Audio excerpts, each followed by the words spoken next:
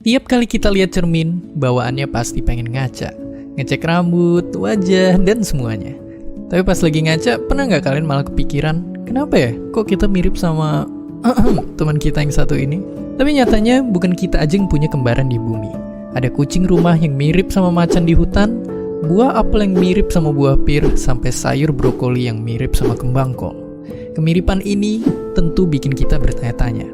Padahal hampir semua yang disebutkan punya tempat tinggal dan cara hidup yang beda banget. Dan pastinya bukan kita aja yang berpikir demikian.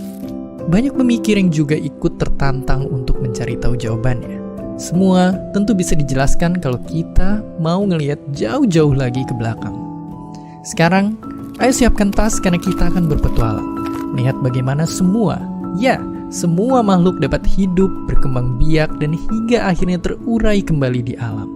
Inilah ilmu yang mencari tahu tentang dari mana semua spesies bermula sampai akhirnya ada di sini. Inilah dia, biologi.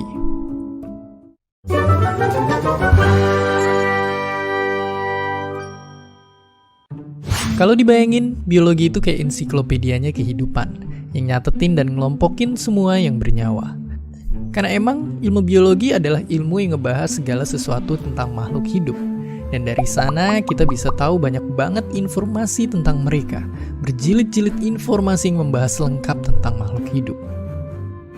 Dan dari dulu sampai sekarang catatan itu terus makin panjang. Dari neliti satu persatu makhluk hidup di alam, kita bisa tahu dan manfaatin buat banyak hal. Dari yang paling simpel kayak nyari tahu apa yang bisa dimakan dan apa yang bisa nyebabin keracunan. Atau neliti benda kecil yang akhirnya bisa bikin tubuh kita lebih kuat. Atau sampai paling keren, modifikasi tubuh kita untuk jadi lebih canggih di masa depan. Semua dipelajari lewat biologi. Dari hasil neliti sejak dulu sampai sekarang, ilmuwan udah ngumpulin semua informasi itu ke ensiklopedia kehidupan yang sekarang udah banyak serialnya.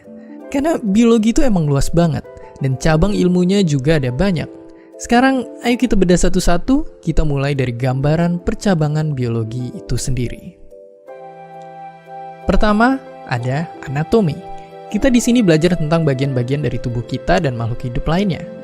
Lebih ke dalam, fisiologi ngebahas fungsi dan cara organ-organ tubuh bekerja. Misalnya tentang gimana makanan dicerna dalam perut.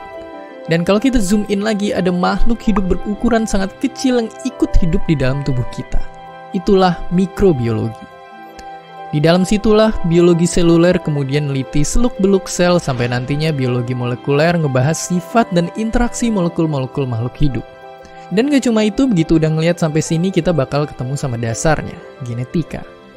Dan inilah yang bikin warna rambut dan bentuk tubuh kita sama kayak orang tua kita. Dan ini gak cuma terjadi di manusia aja, tapi semua makhluk hidup juga ngalamin penurunan sifat dari induk mereka. Inilah kenapa semua makhluk hidup tadi perlu dibagi-bagi berdasarkan cirinya dan dikelompokin di dalam ilmu yang namanya taksonomi. Ada botani untuk kita yang fokus meneliti pohon-pohon di sekitar, ada zoologi untuk ngamatin hewan-hewan yang kita lihat di alam liar, hingga ada juga mikologi untuk tahu mana jamur yang bisa digoreng crispy dan mana yang gak boleh dimakan. Interaksi semua makhluk yang terjadi di lingkungan hidup ini kita pelajarin lewat yang namanya ekologi. Kalau sampai sini kalian udah mulai kebayang garis besar ilmu biologi? Bagus. Karena sebenarnya kalau dirincin lagi, biologi masihlah sangat-sangat luas. Mungkin sekilas kita mikir kalau cabang biologi yang banyak banget itu cuma bikin kita pusing. Padahal percabangan inilah yang bikin kita bisa ngelengkapin ensiklopedia tadi. Bayangin kalau kita nggak kenal sama sekeliling kita. Mungkin kita akan sama kayak manusia purba yang nggak bisa bedain mana buah beracun dan mana yang bisa dimakan. Dan makanya abis ini kita akan lihat cerita lengkap biologi itu sendiri. Tentang bagaimana biologi bermula dari upaya manusia bertahan hidup hingga menjadi awalan bagi terobosan-terobosan peradaban manusia. Dulu ketika nenek moyang kita menjalani hari-harinya, mereka perlu tahu mana hewan yang bisa diburu dan mana buah yang gak bikin keracunan. Karena kalau nggak gitu, tentunya hidupnya nggak akan bertahan lama. Ilmu biologi jadi dasar insting nenek moyang kita bertahan hidup. Hingga akhirnya kita mulai paham gimana caranya sisa makanan ternyata bisa ngasilin banyak tanaman lain buat dimakan lagi. Kita udah nggak perlu berburu nyariin makanan ke banyak tempat lagi karena udah bisa numbuhin di tanah sendiri. Dan karena udah jadi tinggal menetap di satu tempat, waktu dan tenaga kita pun bisa dialihin untuk mikirin hal-hal lain. Dari mikirin gimana caranya bangun rumah yang lebih nyaman, sampai akhirnya ngebangun peradaban. Roda waktu terus berputar dan ilmu biologi udah nggak lagi cuma ngebahas tentang makanan aja, tapi bahan-bahan herbal mulai dikenal buat ngobatin orang-orang sakit. Dan para dokter saat itu udah bisa ngelakuin operasi-operasi sederhana semacam ngejahit luka-luka. Bahkan di Mesir kuno, para dokter ini udah punya pengetahuan biologi yang cukup untuk ngawetin mayat raja-rajanya jadi mumi. Lalu di sebuah peradaban kuno di selatan Eropa, Aristoteles mengamati banyak binatang dan membagi mereka ke dalam golongan-golongan. Pada masa inilah sains lahir ke dunia. Dari pengamatan itu, kita bisa menarik suatu kesimpulan. Istilah biologi pun pertama diciptakan oleh orang Yunani, yang artinya ilmu tentang kehidupan. Barulah ribuan tahun setelahnya biologi berkembang dengan begitu pesat, mulai dari Leonardo da Vinci yang gambar anatomi tubuh manusia sampai Anthony van Leeuwenhoek yang bisa gambar sel karena udah ada mikroskop. Di masa ini biologi ibaratnya jadi candu banyak ilmuwan, sampai-sampai ada banyak banget spesies baru yang ditemukan. Lalu berkat perkembangan pesat sebelumnya, sekarang kita telah merevolusi biologi. Lewat penemuan DNA, bidang-bidang studi biologi langsung meluas. Dari dunia kedokteran sampai ekonomi, peluang pemanfaatan teknologi biologi menjadi tidak terbatas.